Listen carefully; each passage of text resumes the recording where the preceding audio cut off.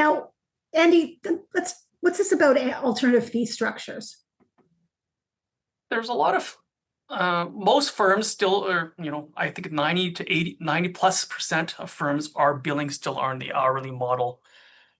There was a push many years back to go towards alternative fees, a fixed fee structure or a collared structure.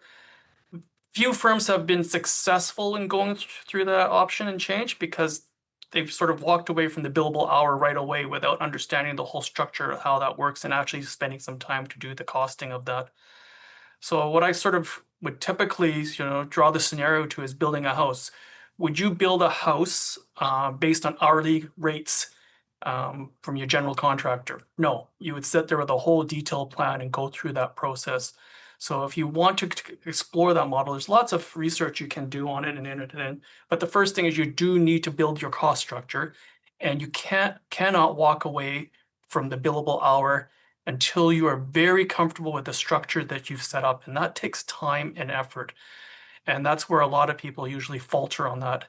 There are firms that are 100% alternative fee structures, and they do have a good return on it, but they have spent an incredible amount of time working through all the time that's necessary to do that work. And then also the costing behind that work to make sure that there's a good return for the firm at the end of the day. I will reference that CLEBC and their innovation their innovation conference in the spring. They had a big section on alternative fee structures, and if you are interested in adopting alternative fee structures in your firm, it would be worth going to listen to that CLE, because they dedicated a big chunk of time to it.